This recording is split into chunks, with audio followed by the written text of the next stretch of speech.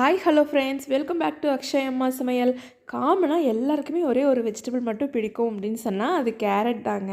Carrot சாப்பிடாதவங்க அப்படின்றவங்க ரொம்ப கம்மியாக தான் இருப்பாங்க.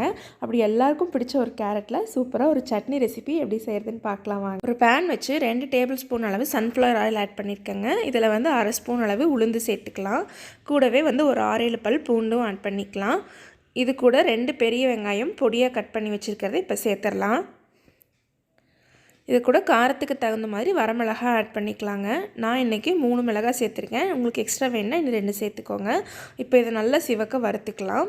வெங்காயம் இந்தளவு வறுப்பட்டு வந்ததுக்கப்புறமா நம்ம துருவி வச்சுருக்க கேரட் இதில் ஆட் பண்ணிக்கலாம். நான் இன்றைக்கி ஒரு மீடியம் சைஸ் கேரட் இந்த மாதிரி சீவி வச்சுருக்கேன். நீங்கள் பொடியாக கட் பண்ணி சேர்க்குறதுனாலும் சேர்த்துக்கலாம். கேரட் சேர்த்ததுக்கப்புறமா ஒரு 2 நிமிஷம் போல் இதை நல்லா வதக்கணும். அதில் இருக்க வாட்டர் கண்டென்ட் ஃபுல்லாக ட்ரை ஆகணும். அப்போ தான் சட்னி வந்து டேஸ்ட்டாகவும் இருக்கும், சீக்கிரம் கெட்டும் போகாது.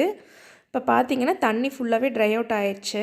இது கூட வந்து புளிப்புக்கு ஒரே ஒரு சின்ன தக்காளி பார்த்து ஆட் பண்ணிக்கோங்க. தக்காளி சேர்த்து நம்ம ரொம்ப நேரம்லாம் வதக்க வேண்டியதில்லை, லைட்டாக கலந்து விட்டால் போதும். தக்காளி சேர்த்து கலந்து விட்டதுக்கப்புறமா ஒரு 2 துண்டு தேங்காய் பொடியாக கட் பண்ணி வச்சுருக்கேன். இப்போ அதையும் நம்ம ஆட் பண்ணிக்கலாம். தேங்காய் சேர்த்து ஒரு நிமிஷம் போல் வதக்கி விட்டுக்கோங்க.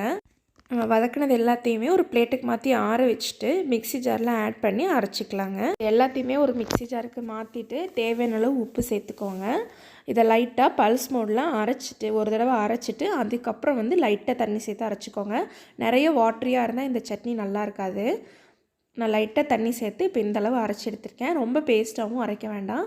இது இட்லி, தோசை, ஆப்பம் கூடயும் நல்லாயிருக்கும். சிறுதானிய தோசைஸ் கூடயும் நல்லாயிருக்கும். தயிர் சாதத்துக்கு சைட் டிஷ்ஷை வச்சு சாப்பிடும்போதும் ரொம்ப டேஸ்ட்டாக இருக்கும். குழந்தைங்களுக்கு லஞ்ச் பாக்ஸ்க்கெல்லாம் நீங்கள் தோசை, பேன் கேக் அது மாதிரிலாம் கொடுக்கும்போது கூட இந்த சட்னி வச்சு கொடுக்கலாம். இந்த சட்னி பார்த்திங்கன்னா இனிப்பு, புளிப்பு, காரம் எல்லாமே கலந்த ஒரு சுவையில் டிஃப்ரெண்ட்டாக இருக்கும் சாப்பிடும்போது. கண்டிப்பாக நீங்களும் இந்த ரெசிபி உங்கள் வீட்டில் ட்ரை பண்ணி பாருங்கள். இந்த வீடியோ பிடிச்சிருந்தா லைக் பண்ணுங்கள், ஷேர் பண்ணுங்கள், கமெண்ட் பண்ணுங்கள். நம்ம சேனலையும் சப்ஸ்கிரைப் பண்ணாதவங்க மறக்காமல் சப்ஸ்கிரைப் பண்ணிக்கோங்க. தேங்க்யூ.